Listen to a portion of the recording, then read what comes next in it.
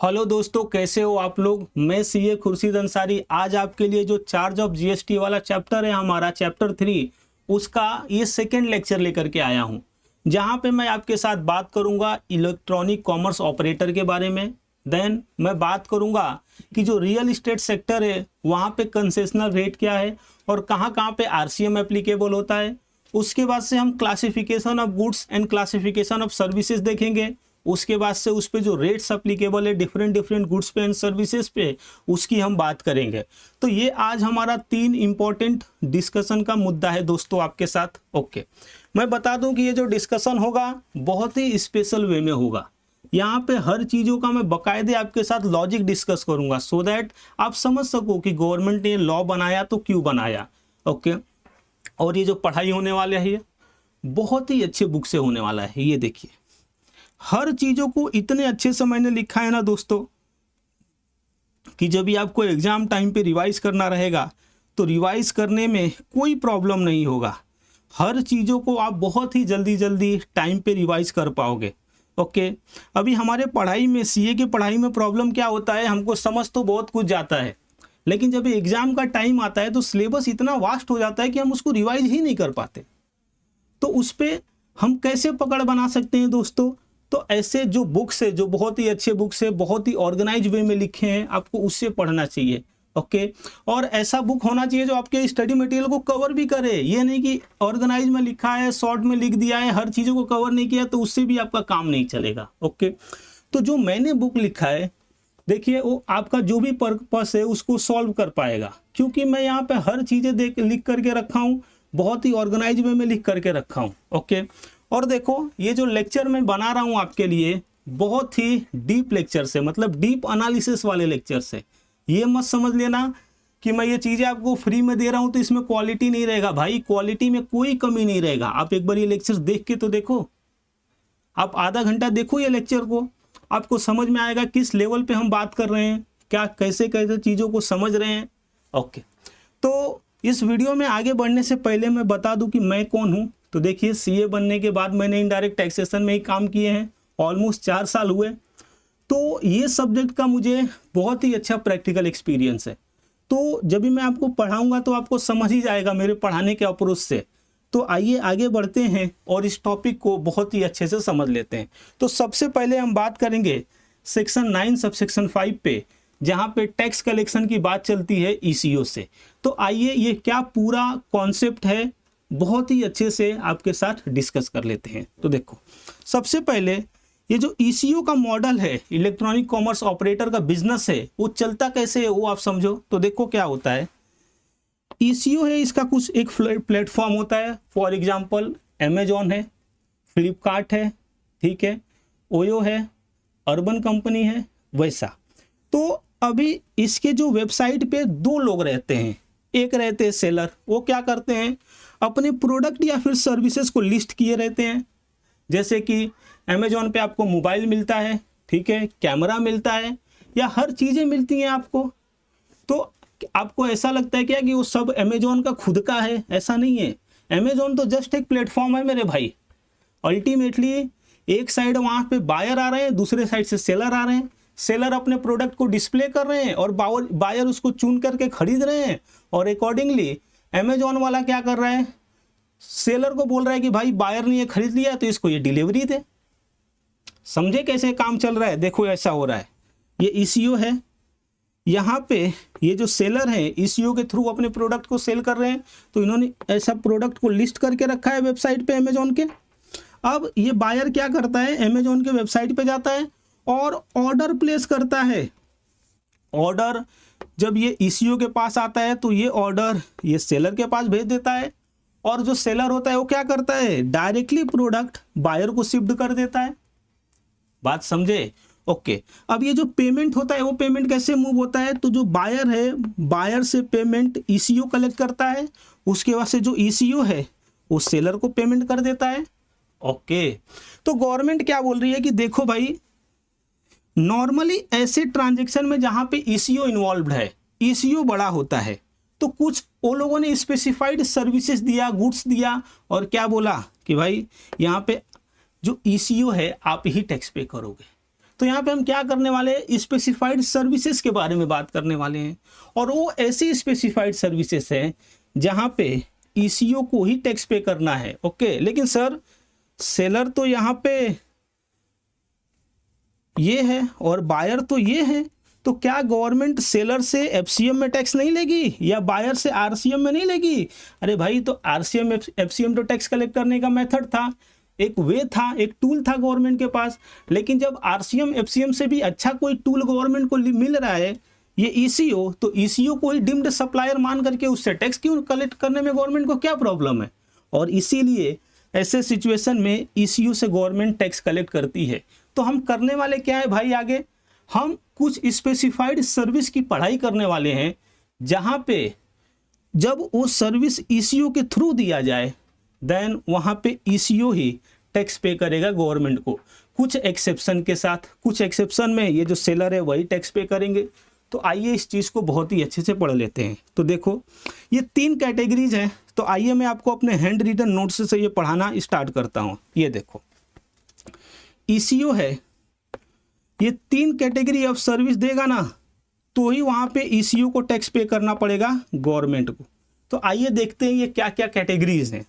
तो देखो सबसे पहला जो कैटेगरी है वो क्या बोलता है, पैसेंजर ट्रांसपोर्टेशन की सर्विस हो रही है। तो जैसे कि आप देखे रहोगे ओला के थ्रू, उबर के थ्रू बहुत सारे जो ड्राइवर्स हैं या कंपनियां हैं वो अपने कार को, अपने बाइक को, ठीक है, अपने कोई भी दूसरे मोटर व्हीकल को लिस्ट करके रखी हैं और पैसेंजर ट्रांसपोर्टेशन की सर्विस देती हैं। ओके, तो ऐसे केस में जो ईसीओ है, ओला, उबर, रैपिडो, वो लोग टैक्स पे करेंगे गवर्नमेंट को। ओके, डिम्ड सप्लायर माना जाएगा उनको।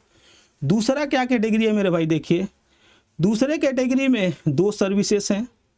एक क्या है देखो, होटल एकोमोडेशन सर्विसेज। तो जो ओयो है, अभी ओयो तो एक वेबसाइट है, एक प्लेटफॉर्म है। अभी क्या होता है, जितने भी होटल्स वाले हैं अपने होटल को वहाँ पे लिस्ट करके रखे हैं। अब दूसरी साइड से क्या रहते हैं, जिसको भी होटल में स्टे करना रहता है ये ओयो की वेबसाइट पे जाते हैं और होटल बुक करते हैं। ओके, तो ऐसे केस में भी ये जो ईसीओ है ओयो, उनको टैक्स पे करना है। ऐसे ही ये हाउस कीपिंग सर्विसेज है, तो हाउस कीपिंग में पेंटिंग का काम हो गया, तो कोई पेंटर है अपने को लिस्ट करके रखा है कहाँ पे, अर्बन कंपनी पे। तो कोई जाता है जिसको घर का काम करवाना रहता है, ऑनलाइन बुकिंग करता है, वो पेंटर आकर के काम करके चले जाता है। तो ऐसे केस में भी जो ईसीओ हैं वो टैक्स पे करेंगे। ओके, तीसरा कैटेगरी क्या है मेरे भाई, देखिए तीसरा कैटेगरी है रेस्टोरेंट की सर्विसेज। रेस्टोरेंट की सर्विस में ईसीओ इन्वॉल्व है क्या? अरे है ना भाई, जो जोमेटो है, स्विगी है, वो सब क्या है, वो ईसीओ ही तो है। तो हर केस में ये जो ईसीओ है वही टैक्स पे करेगा विथ सम एक्सेप्शंस। अब विथ सम एक्सेप्शन का मतलब क्या हुआ, कुछ ऐसा भी सिचुएशन आएगा जहां पे ये ईसीओ नहीं, जो यहाँ पे सप्लायर ऑफ सर्विसेज रहेंगे वही टैक्स पे करेंगे। मतलब जो एक्चुअल सर्विस दे रहे हैं, जो अपना गुड्स बेच दे रहा है, जो अपना सर्विस दे रहा है, ठीक है, जो रेस्टोरेंट वाले हैं वही टैक्स पे करेंगे। ओके, और मैं बता दूं यहाँ पे सर्विस ही लिस्टेड है। ओके, तो आइए जो पहला कैटेगरी है उसके बारे में बहुत ही अच्छे से आप पढ़ते हैं। ओके, यहाँ पे देखो क्या बोला जा रहा है, कैटेगरी 1 पैसेंजर ट्रांसपोर्टेशन की सर्विस है। तो अभी देखो जैसे कि ये ओला वाले हो गए, रैपिडो वाले हो गए, ऐसे ही उबर वाले हो गए या फिर दूसरे ईसीओ जो इस तरह का सर्विस देते हैं। ओके, अब देखो रेडियो टैक्सी के थ्रू सर्विस है, मोटर कैब के थ्रू है, मोटरसाइकिल के थ्रू है, ओमनी बस के थ्रू है या फिर अदर मोटर व्हीकल्स के थ्रू है। ओके, तो यहाँ पे क्या होने वाला है, देखो दोस्तों यहाँ पे हर केस में क्या होएगा, जो ईसीओ है ईसीओ ही टैक्स पे करेगा। और ईसीओ इस बात को नहीं देखेगा कि जो सामने वाला है, मतलब जिसका ये टैक्सी है, जिस कंपनी का टैक्सी है, जिस ड्राइवर का टैक्सी है, वो जीएसटी में रजिस्टर्ड है या नहीं रजिस्टर्ड है, उससे कुछ फर्क नहीं पड़ेगा। इस चीज़ का बस एक ही एक्सेप्शन है दोस्तों। एक्सेप्शन क्या है, ये जो ओमनी बस है, अगर जो ओमनी बस ये लोगों के वेबसाइट पे कंपनी ने लिस्ट किया है और कंपनी सर्विस प्रोवाइड कर रही है, कंपनी के ड्राइवर जा करके ये गाड़ी चला करके एक पर्सन को एक जगह से दूसरी जगह छोड़ रहे हैं, इन दैट केस कंपनी टैक्स पे करेगी। ओके, एफसीएम में। अदरवाइज ये कंपनी नहीं रहा तो, मतलब ओमनी बस को किसी और ने लिस्ट किया है तो इंडिविजुअल किए हैं, पार्टनरशिप फॉर्म किए हैं, तो then in that case ECO ही टैक्स पे करेगा। तो आप बात समझे, इस केस में क्या होने वाला है, एकदम इजी है, हर केस में ईसीओ ही टैक्स पे करने वाला है। बस इसका एक ही एक्सेप्शन है, ओमनी बस अगर जो कंपनी के द्वारा लिस्टेड है इन लोग के वेबसाइट पे, देन इन दैट केस जो कंपनी है वही एफसीएम में टैक्स पे करेगी। ओके, तो पहला समझ में आया कि नहीं समझ में आया? अच्छे से समझ में आ गया सर। ओके, अब देखो दूसरे कैटेगरी पे चलते हैं। तो दूसरे कैटेगरी में क्या है, एकोमोडेशन सर्विसेज है, हाउस कीपिंग सर्विसेज है। तो यहाँ पे क्या बोला जा रहा है कि देखो ये जो हाउस कीपिंग सर्विस है वहाँ पे पर्सनल कीपिंग सर्विस को नहीं काउंट किया जाएगा। मतलब यहाँ पे ईसीओ में जो हम पढ़ाई कर रहे हैं स्पेसिफाइड सर्विस वहाँ पे नहीं कवर्ड है, लाइक मेकअप आर्टिस्ट की सर्विसेज। ओके, तो यहाँ पे क्या होने वाला है मेरे भाई, तो यहाँ पे आपको जीएसटी लायबिलिटी किस पे आएगा ये देखने के लिए आपको ये देखना पड़ेगा कि जो सप्लायर है वो जीएसटी में रजिस्टर्ड है या जीएसटी में अनरजिस्टर्ड है। ओके, क्या देखना है कि जो सप्लायर है ये ओयो नहीं, जिसका ये होटल है ओ, ठीक है, तो वो जीएसटी में रजिस्टर्ड है कि जीएसटी में रजिस्टर्ड नहीं है। अगर जो जीएसटी में रजिस्टर्ड है तो कौन भरेगा टैक्स बताइए, तो वो जीएसटी में रजिस्टर है, तो इस केस में ये जो सप्लायर ऑफ सर्विसेज है मतलब जो होटल्स वाले हैं वही जीएसटी पे करेंगे। अदरवाइज अगर जो रजिस्टर्ड नहीं है तो जो ये लोग हैं इन लोगों को जीएसटी पे करना पड़ेगा ईसीओ को। ओके, तो ये दूसरा कैटेगरी में मैं आपको समझा दिया। आइए अभी तीसरे कैटेगरी की तरफ मूव करते हैं, ये हमारे लिए इम्पोर्टेंट भी है बहुत। ओके, याद रखिएगा इसको। तो रेस्टोरेंट की सर्विस बात की जा रही है भाई, रेस्टोरेंट की सर्विस तो आप समझते ही हैं। ओके, स्विगी हो गया, जोमेटो हो गया, इससे आप भी कितनी बार फूड ऑर्डर करके खाए रहेंगे। ओके, तो उस सर्विस की बात कर रही है। तो यहाँ पे जीएसटी लायबिलिटी ये स्विगी वाले पे आएगा, जोमेटो वाले पे कब आएगा, और ये जो रेस्टोरेंट हैं जो एक्चुअल में फूड प्रोवाइड कर रहे हैं, फूड की सर्विस दे रहे हैं, ठीक है, उनके ऊपर कभी आएगा। तो देखिए इसके लिए क्या बोला गया है यहाँ पे, ये पूरा लॉ है, इसका लॉ क्या है मैं बताना स्टार्ट करता हूँ अभी आपको।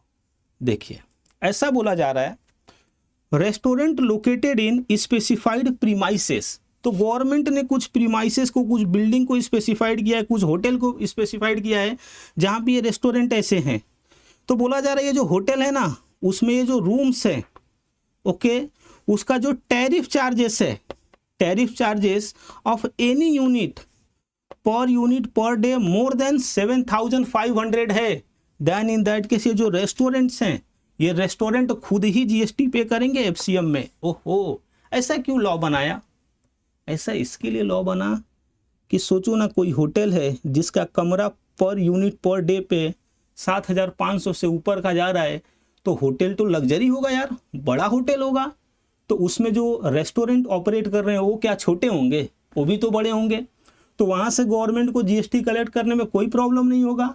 तो क्योंकि गवर्नमेंट को जीएसटी कलेक्ट करने में प्रॉब्लम नहीं होगा, इसीलिए गवर्नमेंट क्या बोल रही है, इस समय आपको जो स्विगी वाले हो, जोमेटो वाले हो, मतलब ईसीओ है, आप लोगों को टेंशन नहीं लेना है जीएसटी का, हम खुद सप्लायर ऑफ सर्विसेज से कलेक्ट कर लेंगे। ओके, लेकिन जो अदर रेस्टोरेंट्स हैं जो इस कैटेगरी में नहीं फॉल होते हैं वहाँ पे ईसीओ ही टैक्स पे करेगा। ओके, ईसीओ को डिम्ड सप्लायर मानेगा गवर्नमेंट और उनसे टैक्स कलेक्ट करवाएगा। ओके, तो क्या आपको ये चीज़ें समझ में आया? ओके, अब देखिए इसके रिस्पेक्ट में कुछ क्लैरिफिकेशन भी है, तो क्लैरिफिकेशन को भी हम पढ़ना स्टार्ट करते हैं और इस चीज़ को भी बहुत अच्छे से सीख लेते हैं। तो देखो क्लैरिफिकेशन क्या आया है कि when eco liable under section 9 subsection 5 for payment of GST, तो ईसीओ को टीसीएस नहीं कलेक्ट करना है। टीसीएस का प्रोविजन कहाँ पे है, तो सेक्शन 52 में है। तो जो वहाँ पे है वहाँ पे टीसीएस कलेक्ट करना पड़ता है ईसीओ को। जब ईसीओ यहाँ पे फुल टैक्स पे कर दे रहा है गवर्नमेंट को, तो ये टीसीएस क्या भाई, टीसीएस तो 1% रहता है। ओके, इसीलिए क्या बोला जा रहा है, टीसीएस का प्रोविजन नहीं लगेगा, बिकॉज जो ईसीओ है यही फुल टैक्स का पेमेंट कर रहा है। ओके, अब देखो आगे क्या बोला जा रहा है, उसके लिए मैं आपको ये डायग्राम से चीज़ों को समझा दूंगा। ओके, ये देखिए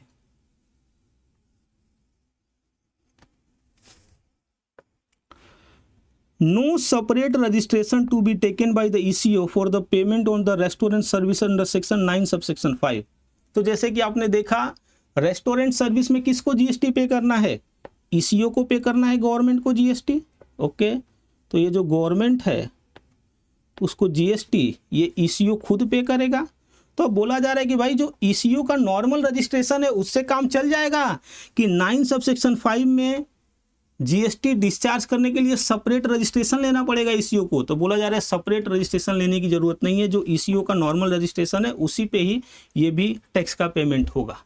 ओके, आगे ECO shall be liable to pay GST even on the supply made by unregistered restaurant. ओहो, मतलब ऐसे रेस्टोरेंट जो ईसीओ के थ्रू अपने प्रोडक्ट को बेच रहे हैं, यहाँ पे प्रोडक्ट मतलब फूड को बेच रहे हैं, तो जब ईसीओ के थ्रू फूड को बेचा जाएगा और रेसिपिएंट से पैसा आएगा तो ईसीओ को ये नहीं देखना है कि रेस्टोरेंट जीएसटी में रजिस्टर्ड है कि रजिस्टर्ड नहीं है, ईसीओ को जीएसटी काट करके गवर्नमेंट को पे कर देना है मेरे भाई।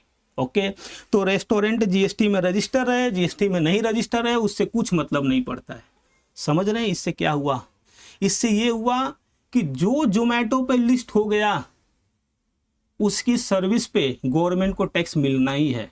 सोचो कितना वाइड हो गया गवर्नमेंट के टैक्स का जो टैक्स का होराइजन है वो कितना बड़ा हो गया, एम्बिट कितना बड़ा हो गया उसका। ओके, आगे देखो क्या बोला जा रहा है, supply made bye eco shall be included in the aggregate turnover of the restaurant. तो ये जो रेस्टोरेंट है सही देखा जाए तो यही सप्लाई कर रहे हैं रेसिपिएंट को, तो रेस्टोरेंट के एग्रीगेट टर्नओवर में जो ईसीओ के थ्रू इसको ऑर्डर मिले हैं वो भी काउंट होगा। ओके, आगे देखो, such supply shall not be recorded under the inward supply of the ECO, no RCM. कहने का मतलब क्या है, आप देख रहे हो तो ये कहाँ पे ऑर्डर डाल रहे हैं, ये यहाँ पे ऑर्डर डाल रहे हैं, अब उससे अल्टीमेटली ये लेकर के सर्विस ऐसा दे रहा है, ऐसा कुछ दिख रहा है आपको ऊपर से देखा जाए तो क्या ऐसा मान लिया जाएगा कि रेस्टोरेंट जोमेटो को सर्विस दे रहा है जो जोमेटो सामने दे रहा है? नहीं, ऐसा नहीं मानना है। जो रेस्टोरेंट यहां से यहां दे रहा है फूड वो कभी भी ईसीओ का इनवर्ड सप्लाई में काउंट नहीं होगा, ये वो बोल रहा है। ठीक है, इसीलिए उस पर आरसीएम भी नहीं लगेगा। ठीक है, अभी क्या बोला जा रहा है कि जो ईसीओ है भाई इसके दूसरे भी तो इनवर्ड सप्लाई हुए रहेंगे, तो जब भी इनवर्ड सप्लाई हुए रहेंगे दूसरे, ठीक है, तो क्या वो आईटीसी को इसको रिवर्स करना है ईसीओ को? तो बोला जा रहा है नहीं, रिवर्स करने की बात है भाई। जब ये कमीशन इसको जब यहाँ से बट अवे जो पैसा यहाँ से लेकर के यहाँ पे दे रहा है पूरा तो देगा नहीं, 100 रुपया समझ लो यहाँ पे लिया तो 90 रुपया देगा, 10 रुपया कमीशन रखेगा, तो ये कमीशन पे ईसीओ को जीएसटी पे करना पड़ेगा। और बट ऑब्वियस ये जो ईसीओ है अपना बिजनेस चलाने के लिए कुछ खर्चा किया रहेगा ना भाई, डेवलपर को पेमेंट किया रहेगा कॉन्ट्रैक्ट लेकर के उनसे, और भी बहुत सारे खर्चा किए रहेंगे, ये आईटी का इंफ्रास्ट्रक्चर उसने बैठाया रहेगा, तो इस पे जो उसने आईटीसी क्लेम किया उसको रिवर्स करना है क्या? नहीं रिवर्स करना है। और वो आईटीसी को ये जो कमीशन ले रहा है यहाँ से यहाँ 10 रुपये का, वो कमीशन पे जब जीएसटी पे करेगा उसका यूज भी कर सकता है। समझे बात को? समझे रहेंगे आप। ओके, आगे क्या बोला जा रहा है, liability under section 9 subsection 5 cash में ही डिस्चार्ज होना चाहिए ईसीओ के द्वारा। मतलब आपने देखा रहेगा कि जो जीएसटी की पेमेंट करने के दो रास्ते, एक तो कैश है, एक दूसरा आईटीसी है। तो आईटीसी से जो ईसीओ पे लायबिलिटी आ रहा है सेक्शन 9 सबसेक्शन 5 में स्पेसिफाइड सर्विसेज पे, उसको कैश में ही ईसीओ को डिस्चार्ज करना है। और मैं बता दूं जो ईसीओ है वही इनवॉइस भी इशू करेगा मेरे भाई, समझ रहे हैं, अपने नाम पे। ठीक है, तो देखो ना जोमेटो का जब भी आप फूड लेते हो, फूड डिलीवरी आपके पास आता है, देखो उस पर जोमेटो का ही नाम रहता है।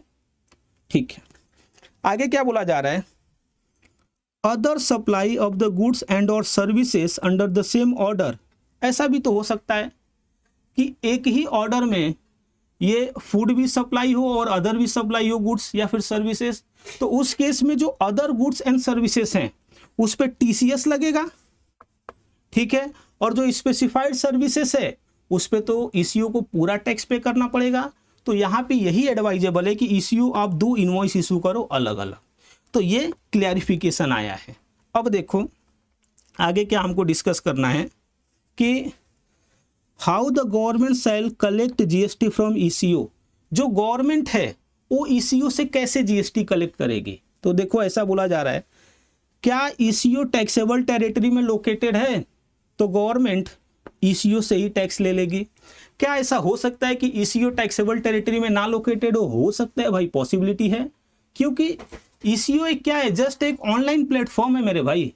तो ये तो ऐसा भी हो सकता है कि कोई दुबई से ऑपरेट करे, कोई यूएस से ऑपरेट करे और वो इंडिया में चल रहा है वेबसाइट पोर्टल, तो लोग ऑर्डर दे रहे हैं और इधर से रेस्टोरेंट भी रजिस्टर्ड है। तो उस केस में क्या बोला जा रहा है, अगर जो फिजिकल प्रेजेंस नहीं है ईसीओ का, ठीक है, टैक्सेबल टेरिटरी में, then person representing the ECO, तो एक पर्सन रहेगा जो ईसीओ को रिप्रेजेंट करेगा टैक्सेबल टेरिटरी में और उससे गवर्नमेंट टैक्स ले लेगी। ठीक है, आगे क्या बोला जा रहा है, अगर जो ईसीओ का नीदर फिजिकल प्रेजेंस है nor any representative in the taxable territory, ना ही फिजिकल प्रेजेंस है और ना ही कोई रिप्रेजेंटेटिव है, तो क्या होएगा, तो देखो क्या बोला जा रहा है, person appointed by the ECO for the purpose of paying the tax. मतलब इस केस में ईसीओ को एक पर्सन अपॉइंट करना पड़ेगा इंडिया में, मतलब टैक्सेबल टेरिटरी में, और वो जो पर्सन रहेगा वो रिस्पॉन्सिबल होगा टैक्स पे करने के लिए और गवर्नमेंट उनसे टैक्स वसूल लेगी। तो क्या ये ईसीओ का डिस्कशन समझ में आया? अगर जो समझा रहेगा तो वीडियो को लाइक कीजिएगा, बहुत मेहनत करके आपको समझा रहा हूँ। ओके, अब हम आगे बढ़ेंगे दोस्तों, और जो हमारा अगला डिस्कशन है वो देखो क्या है, classification and rate of tax on goods and services under GST. देखो, अब देखोगे जीएसटी तो सभी गुड्स पे लगता है, सभी सर्विस पे लगता है, कुछ एक्सेप्शन है जो बहुत गिने चुने हैं। तो अभी गुड्स के क्लासिफिकेशन की तो बात आएगी ना, क्योंकि रेट बहुत सारे हैं जीएसटी में, 18% है, 40% है, 5% है। तो कैसे मालूम पड़ेगा कि कौन से गुड्स पे कौन से रेट से जीएसटी लगेगा? ओके, और जो सप्लाई हो रहा है गुड्स का तो हजारों लाखों तरह के गुड्स हो सकते हैं, तो उसका भी तो क्लासिफिकेशन होना चाहिए, अदरवाइज यहाँ तो एम्बिग्विटी हो जाएगी। ठीक है, लोग कंफ्यूज होने लगेंगे, जो जीएसटी के ऑफिसर से उनको मालूम ही नहीं पड़ेगा कि कौन से गुड्स का सप्लाई किया था टैक्स पेयर ने, सप्लायर ने।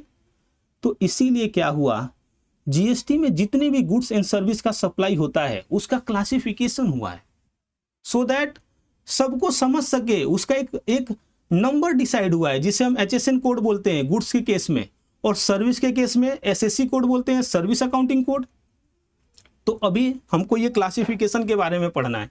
देखो क्या बोला जा रहा है, classification is crucial for determining the rate of tax applicable on the particular product और सर्विसेज। तो क्या बोलता है कि ये बहुत इंपॉर्टेंट हो जाता है कि क्लासिफिकेशन किया जाए गुड्स एंड सर्विसेज का, सो दैट तभी हमको मालूम पड़ेगा कि जो एक्चुअल रेट अप्लाई क्या होने वाला है गुड्स एंड सर्विस के सप्लाई पे। ओके, अब देखो गुड्स के बारे में बात करूँ, क्लासिफिकेशन के बारे में, तो देखो जो गुड्स है ना, गुड्स का क्लासिफिकेशन ऑलरेडी हुआ है कस्टम टैरिफ एक्ट में। ठीक है, इसीलिए जो कस्टम टैरिफ एक्ट 1975 है, वहां पे जो HSN बेस का क्लासिफिकेशन हुआ है गुड्स के केस में, वही अपना लिया गया। ठीक है, जीएसटी में भी और अकॉर्डिंगली क्लासिफिकेशन हो गया। तो देखो क्या बोला जा रहा है यहाँ पे, based on HSN as per the custom tariff act 1975। Okay, first schedule and the rule of interpretation applies to the GST also. तो जो फर्स्ट शेड्यूल है इसका और रूल ऑफ इंटरप्रिटेशन है वो यहाँ पे अप्लाई होने वाला है। ठीक है, India has extended the HSN harmonise system of nomenclature up to 8 digit. तो जो इंडिया में HSN कोड यूज होता है वो कितने डिजिट तक का होता है? 8 डिजिट तक का होता है। ठीक है, अभी देखो ये क्लासिफिकेशन आपको समझेगा कैसे, तो बहुत सारा मोटा सा बुक रहेगा, उसमें सबका अलग अलग चैप्टर रहता है, देन सेक्शन रहता है। तो सबसे पहले आपको सेक्शन में जाने का, देन चैप्टर में जाने का, देन हेडिंग में जाने का, फिर सब हेडिंग में जाने का, देन आपको टैरिफ आइटम मिलेगा। ओके, तो अकॉर्डिंगली सभी गुड्स का आपको देखना पड़ता है। देखो अभी रेट के बारे में क्या बोला जा रहा है, rate has been prescribed for the various goods. Rates goods के लिए प्रिस्क्राइब किया गया है, अलग अलग गुड्स के लिए अलग अलग रेट। देखो ब्रॉडली 6 कैटेगरी है रेट्स का, 2.5%, 0.25%, 3%, 6%, ये 12% वाला तो अभी हट गया है, लेकिन आपके मॉड्यूल में से नहीं निकला है तो अभी वो मैं बोल नहीं रहा हूँ। आप ऐसा भी समझ लेना जब ये मॉड्यूल में चेंज होएगा तो ये 12 हट गया है, ठीक है। 12 का चीज़ें 18 में चली गई हैं या फिर 5 में आ गई हैं, वैसे ही ये 28 हट गया, इसके जगह पे 40 आ गया है। ओके, अभी क्या बोला जा रहा है, कुछ गुड्स को जीएसटी से एग्जेम्प्ट भी रखा गया है, ठीक है। आगे मैक्सिमम रेट ऑफ आईजीएसटी कितना हो सकता है, 40% हो सकता है, जो अभी गवर्नमेंट अभी लगाती भी है, ठीक है। ये तो गुड्स का क्लासिफिकेशन आप समझ गए। अब आइए सर्विस के क्लासिफिकेशन में। तो जैसे गुड्स के लिए कस्टम टैरिफ एक्ट 1975 था, वैसा सर्विस के क्लासिफिकेशन के लिए इंडिया में कोई एक्ट नहीं था। इसीलिए क्या हुआ दोस्तों, सर्विस के क्लासिफिकेशन के लिए न्यू स्कीम ऑफ क्लासिफिकेशन लाया गया। ओके, और इस क्लासिफिकेशन का जो स्कीम है, इसको कौन से चैप्टर में डाला गया, चैप्टर नंबर 99 में डाला गया, ठीक है, फॉर सर्विसेज। तो इसीलिए chapter number 99 has been assigned for services. यहाँ पे भी ऐसा होगा, आपको पहले चैप्टर में जाना है, देन सेक्शन में जाना है, देन हेडिंग में जाना है, देन ग्रुप में जाना है, then tariff item service code में जाना है। मैं बता दूं, सर्विस जो है उसका कोड 99 से ही स्टार्ट होगा, क्योंकि देखो ना, चैप्टर 99 सर्विस के लिए दिया गया है, ठीक है। अभी आप यहाँ रेट देखोगे तो rate has been prescribed for various services. Okay, अब ये जो रेट है ब्रॉडली 6 कैटेगरी में है, 1.5%, 5%, 7.5%, 12%, 18%, 28%। अब देखो ये 12% और 28% को गवर्नमेंट ने हटा दिया है, कुछ चीज़ों को 18 में डाला है, कुछ को 40 में डाला है, 40 एक नया ला दिया अभी, और कुछ को 5 में भी डाल दिया है। ओके, तो जैसे आपका मॉड्यूल अपडेट होगा उसके हिसाब से समझ लेना, और मैं भी इस पे वीडियो आपके लिए बना के डाल दूंगा। ओके, अभी नील रेट भी है कुछ क्रूशियल स्पेसिफाइड सर्विसेज के लिए। ओके, सर्टेन स्पेसिफाइड सर्विसेज के लिए। आगे क्या बोलता है, service not cover under any specified heading.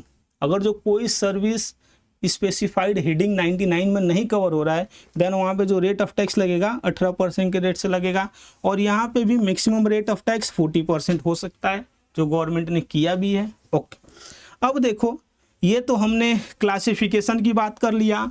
आइए एक चीज़ को और हम समझ लेते हैं बहुत अच्छे से, अगला जो हमारा डिस्कशन है उसको। GST rate in real estate sector for the new project in case of the residential project.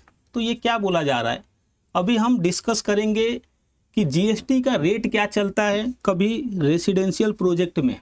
तो जो रेसिडेंशियल बिल्डिंग्स बेचता है इंडिया में, या फिर जो भी घर बिकते हैं जो हमारे रहने के लिए यूज होते हैं, तो और वो प्रोजेक्ट नया नया आपको बिक रहा है, मतलब अंडर कंस्ट्रक्शन बिक रहा है, क्योंकि कंस्ट्रक्शन के बाद बिक जाता है तो उस पर तो जीएसटी नहीं लगता है, कंप्लीट बिल्डिंग आपको मिलता है तो।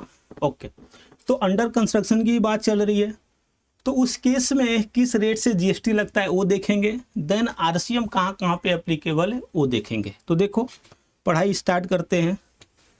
क्या बोला जा रहा है, the effective rate of GST on the real estate sector for the new project. समझ रहे हैं न्यू प्रोजेक्ट की क्यों बात कर रहे हैं। अगर जो ये कंप्लीटेड प्रोजेक्ट रहता है या फिर रीसेल वाला रहता तब तो वहाँ पे जीएसटी लगता ही नहीं।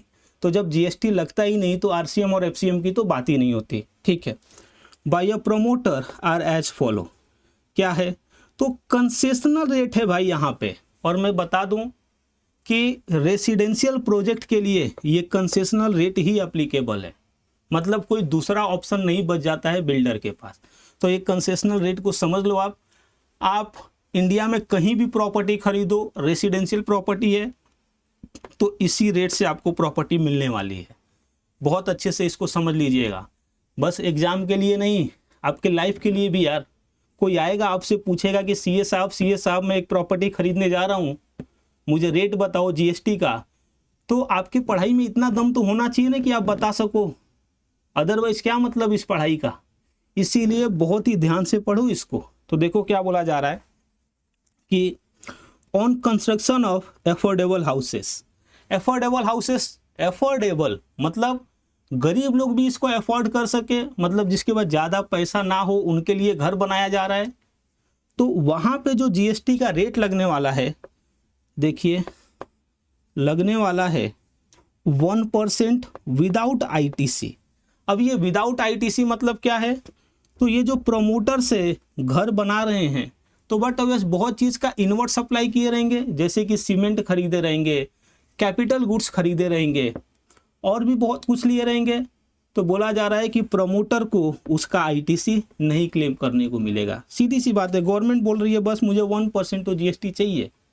तो क्योंकि 1% जीएसटी चाहिए तो जो इनवर्ट सप्लाई होता है उसका गवर्नमेंट आईटीसी नहीं लेने देगी प्रमोटर को। ठीक है, अब ये कैसे हमको मालूम पड़ेगा कि जो हाउसेस है वो एफोर्डेबल हाउसेस हैं? तो देखिए उसके लिए क्या बोला जा रहा है कि जो एरिया है हाउस का 60 square metre in metro cities है या मेट्रोज में है, दूसरी side 90 square metre in non metro cities में है।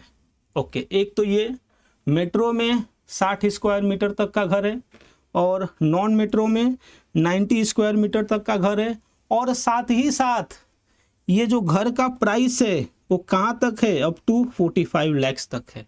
देन ओनली ही ये 1% का रेट एप्लीकेबल होगा। ओके सर, अगर जो इस कैटेगरी में ना आए तो जो भी घर 45 लाख से ऊपर रहेगा वो इस कैटेगरी में नहीं आएगा, या फिर ये जो एरिया है इस एरिया से ज़्यादा रहेगा तो नहीं आएगा।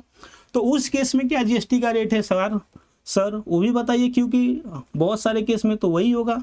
ओके, तो देखो, construction of all houses other than affordable houses, या फिर क्या बोल रहा है, एंड दूसरा commercial apartment such as shop हुआ, ऑफिस हो गया, in the residential real estate project.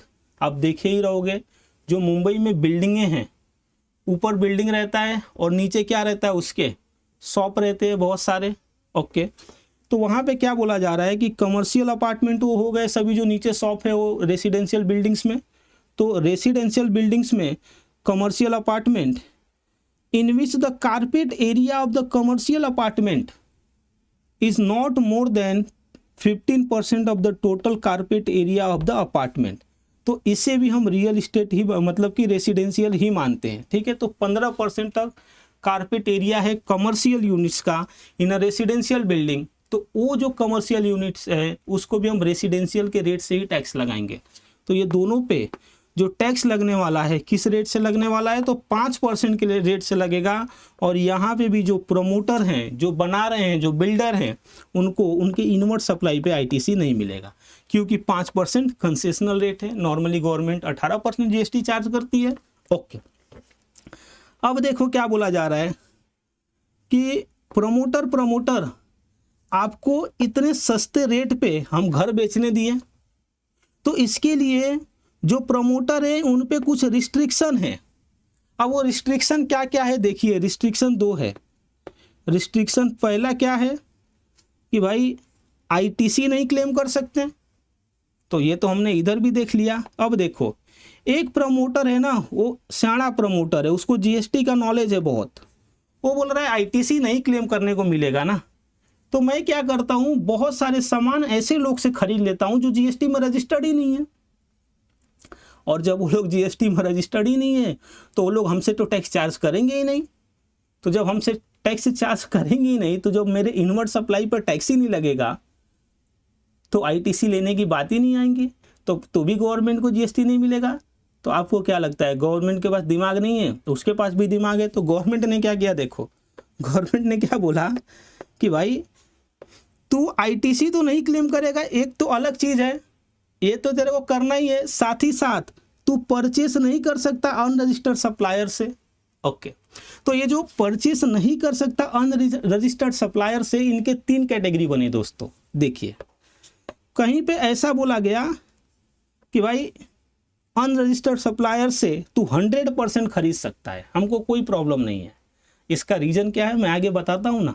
Okay, दूसरा क्या बोला गया, देखो 100% रिस्ट्रिक्शन, मतलब तुम अनरजिस्टर्ड सप्लायर से नहीं खरीद सकते जो चीज़ें कैटेगरी 2 में आएंगे। ओके, और सर हमने खरीद लिया तो खरीद लिए तो मतलब गवर्नमेंट को टैक्स नहीं मिल रहा है, अनरजिस्टर्ड है, तो गवर्नमेंट तुमसे ही आरसीएम में ले लेगी टैक्स पूरे पे। ओके, तीसरा कैटेगरी क्या है, देखिए तीसरा कैटेगरी 80% रिस्ट्रिक्शन, मतलब 100 रुपये का सामान आप खरीद रहे हो तो उसमें से 80 रुपये का सामान रजिस्टर्ड पर्सन से ही खरीदना है। तो आइए अब ये तीनों कैटेगरी को बहुत ही अच्छे से समझ लेते हैं कि इसमें क्या क्या चीज़ें आती हैं दोस्तों, और कहाँ कहाँ पे आरसीएम आता है। ओके, तो देखो क्या बोला जा रहा है, category 1 following purchase from the unregistered person allowed. Unregistered supplier से ये चीज़ों को परचेज कर रहे हो तो अलाउड होएगा। अनरजिस्टर्ड मतलब जीएसटी में अनरजिस्टर्ड। तो देखो, service by way of grant of development rights, but obvious builder हो आप, आपको बिल्डिंग बनाना है तो उसके लिए जगह तो चाहिए जहाँ पे आप बिल्डिंग खड़ा कर सको। तो क्या होता है, ये बिल्डर्स किसी से डेवलपमेंट राइट्स लेते हैं। फॉर एग्जांपल जो लोग रहते हैं उनसे कांटेक्ट करते हैं और उनसे कॉन्ट्रैक्ट करते हैं फिर कि भाई आपका ये घर हम तोड़ देंगे, ठीक है ना, जो चाल का रीडेवलपमेंट होता है, और उन लोग से डेवलपमेंट राइट लेते हैं। 2 बिल्डिंग बनाते हैं, एक जो चौल वाले हैं उनको दे देते हैं और दूसरा खुद प्राइवेट बना लेते हैं और 2 को बेच देते हैं। तो समझ रहे हो, तो जब ये डेवलपमेंट राइट्स आप किसी से बाय कर रहे हो तो वो जीएसटी में रजिस्टर्ड है या नहीं रजिस्टर्ड है उससे फ़र्क नहीं पड़ेगा। ओके, दूसरा क्या बोला जा रहा है, long term lease of land.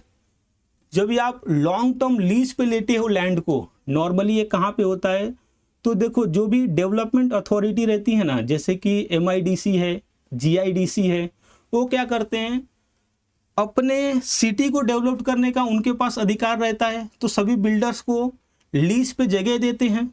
तो ऐसे भी आप ले लोगे ना तो लॉन्ग टर्म लीज रहेगा। अनरजिस्टर्ड पर्सन से ले रहे हो तो भी चलेगा। ओके, दूसरा क्या बोलता है, FSI फ्लोर स्पेस इंडेक्स।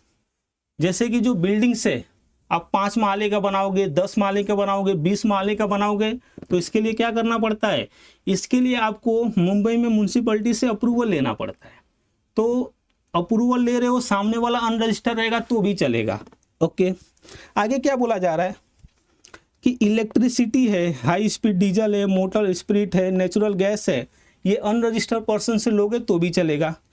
तो आप सोचोगे गवर्नमेंट इतना अच्छा कैसे हो गई भाई, इतना मेहरबान कैसे हो गई कि अनरजिस्टर्ड पर्सन से भी खरीदोगे तो बोल रही है कि चलेगा। गवर्नमेंट कुछ मेहरबान नहीं हुई है, मैं बताता हूँ। देखिए, ये वाले केस में तो जीएसटी ही नहीं लगता है, ये एग्जेम्प्ट है और ये नॉन जीएसटी सप्लाइंग है। ओके, और ये जो तीनों चीज़ें हैं दोस्तों ऊपर वाली, ये दूसरे आरसीएम के एंट्रीज में पड़ी हुई हैं जो आपके सीए इंटर में भी नहीं है, और कुछ चीज़ें तो सीए फाइनल में भी नहीं है। जब भी आप प्रैक्टिस में आओगे तो समझेगा, ठीक है। तो कहने का मतलब क्या है, अल्टीमेटली गवर्नमेंट इस पर भी आपसे टैक्स ले लेती है दूसरे एंट्री का आरसीएम की एंट्री से, ठीक है, ठीक है, इसीलिए छोड़ दिया यहाँ पे कि ठीक है 9 सबसेक्शन जो 4 है उसमें नहीं आएंगी ये, तो यहाँ पे आप ये खरीदोगे तो भी चलेगा। यहाँ पे अनरजिस्टर्ड से खरीद रहे हो तो आरसीएम में आपसे टैक्स ले लेगी, ठीक है। आगे देखो, 100% should be purchase from registered person. अभी इसमें क्या आता है, तो इसमें 2 चीज़ें आती हैं भाई। देखो, एक तो होता है सीमेंट और दूसरा होता है कैपिटल गुड्स। गवर्नमेंट क्या बोलती है, हम इतना कंसेशनल रेट दे रहे हैं आपको 1%, 5%, तो आपको जो इनवर्ट सप्लाई मेन जो आपका सीमेंट है ना वो रजिस्टर्ड पर्सन से लो, नहीं तो गवर्नमेंट को लॉस हो जाएगा ना मेरे भाई। अगर जो सीमेंट भी आप अनरजिस्टर्ड पर्सन से लेने गए तो उस केस में सीमेंट पे गवर्नमेंट को टैक्स नहीं मिलेगी, और बाद में जो आपका आउटवर्ड सप्लाई बन रहा है फ्लैट बेचने का अंडर कंस्ट्रक्शन, वहां पे गवर्नमेंट को छोटा मोटा टैक्स मिलेगा। इसीलिए गवर्नमेंट ने बोल दिया कि भाई कैपिटल गुड्स और सीमेंट ये दोनों केस में आपको 100% रजिस्टर्ड सप्लायर से ही लेना है। ओके, और ऐसा नहीं किए तो then in that case RCM में आप पे लायबिलिटी आ जाएगी, और ये आरसीएम कौन सा है, सेक्शन 9 सबसेक्शन 4 का आरसीएम है। ओके, आगे देखो, तीसरा कैटेगरी क्या बोलता है, at least 80% of the input shall be purchase from registered person. 80% of आपका जो इनपुट है ना वो रजिस्टर्ड पर्सन से लेना चाहिए कैटेगरी 3 में। इसमें क्या आता है, इसको और इसको छोड़ करके जो भी चीज़ें हैं वो सभी आएंगी यहाँ पे। जैसे कि आपने आर्किटेक्ट की सर्विस लिया, ठीक है, तो वो जो आर्किटेक्ट है वो जीएसटी में रजिस्टर होना चाहिए। अब ऐसे ही आपने सब मिला करके 1 करोड़ की सर्विस ली, तो 1 करोड़ की सर्विस में से 80 लाख का सर्विस आपको रजिस्टर्ड पर्सन से ही लेना है। ओके, अभी समझ लो 60 लाख का लिए तो देन जो एडिशनल 20 लाख है उस पे आपको आरसीएम में टैक्स भरना पड़ जाएगा 80% कंप्लीट करने के लिए, ठीक है। तो देखो ये क्या बोल रहा है, category 3, at least 80% of input shall be purchase from registered person. 80% of input registered person से आपको खरीदना है, ठीक है। 80% of inputs and input services used in supplying the services shall be purchased from registered person, और रजिस्टर्ड पर्सन से आपको खरीदना है एटलीस्ट 80%। आगे देखो क्या बोल रहा है ये, if the value of inputs and input services purchased from registered supplier is less than 80%, मतलब जो आपने परचेज किया वो 80% से कम हो रहा है रजिस्टर्ड सप्लायर से, then promoter has to pay GST on the reverse charge basis, तो जो प्रमोटर है उनको ही रिवर्स चार्ज में जीएसटी पे करना पड़ेगा भाई अंडर सेक्शन 9 सबसेक्शन 4 में। Okay, at the rate of 18%, और 18% के रेट से पे करना पड़ेगा on all such inward supplies to the extent shortage of 80% of the inward supply from the registered person to the extent of shortage. इसका मतलब क्या हुआ, देखिए बता ही देता हूँ मैं आपको। 1 करोड़ की सर्विस लिया इन्होंने या गुड्स लिया, अभी क्या हुआ 60 लाख उन्होंने रजिस्टर्ड से लिया तो इस पे जीएसटी लगा रहेगा, और 40 लाख अनरजिस्टर्ड से लिया तो गवर्नमेंट क्या बोल रही है, ऐसे नहीं चलेगा भाई। अब ये 40 में से जो 20 लाख है इस पे आप आरसीएम में टैक्स पे करो, सो दैट अगर जो इस दोनों को मैं जोड़ दूं तो ये हो जाएगा 80 लाख, और 80 लाख और 1 करोड़ का परसेंटेज निकालूँ तो ये 80% होएगा, तो ऐसा गवर्नमेंट बोल रही है। ओके, बात समझ गए आप। तो यहाँ पे ये मेरा डिस्कशन ख़त्म होता है दोस्त, किस चीज़ पे, रेसिडेंशियल प्रॉपर्टी पे कैसे जीएसटी लगता है, कब आरसीएम में लगता है, उस पे। ओके, मैं एक बात बताऊं, आप खुश हो जाओगे। बात ये है कि ये जो मैं आपको इतना सारा नॉलेज दिया ये आपके सीए इंटर में नहीं है। तो सर आपके सीए इंटर में है क्या, तो देखो ये जो आरसीएम की एंट्री है ना, ये वाली और ये वाली, यही आपको याद रखना है। ओके, तो आपके बुक में तो ये पूरा दिया है, तो इसके लिए मैंने आपको पूरा पढ़ाया भी और इसका नॉलेज भी रहना चाहिए। क्योंकि देखो ना, आप घर खरीदते ही हो यार, या जब ये आप जॉब करोगे या अपना प्रैक्टिस करोगे तो वहाँ पे आपको ये क्वेश्चन आएगा ही। इसके लिए मैंने आपको पूरा ये शिद्दत से समझा दिया और बाद में बता भी दिया कि एग्ज़ाम के लिए क्या इंपॉर्टेंट है। तो category 2 and category 3 he important है आपके लिए, वो आप पढ़ के चले जाना, आपका काम हो जाएगा। ये सभी आपके एग्ज़ाम में नहीं आने वाले हैं। तो यहाँ पे आकर के जो मुझे ये 3 चीज़ें आपको बताना था दोस्तों, ये भी मैंने बता दिया। तो बताइए कैसा लगा ये मेरा डिस्कशन। अगर जो वीडियो अच्छा लग रहा है तो इसको लाइक कीजिए, अपने दोस्तों के साथ भी शेयर कीजिए, और अगर जो चैनल पे पहली बार आए हो तो सब्सक्राइब किए बिना मत जाइएगा मेरे भाई। ओके, तो चलिए अब अगले लेक्चर में हम मिलेंगे और वहाँ पे जो कंपोजिशन स्कीम है उसको बहुत ही अच्छे से पढ़ेंगे, बहुत ही फील लेकर के पढ़ेंगे, हर चीज़ों के लॉजिक को समझेंगे। तो आज के लिए इतना ही, मिलते हैं अगले लेक्चर में कंपोजिशन लेवी के साथ। Thank you.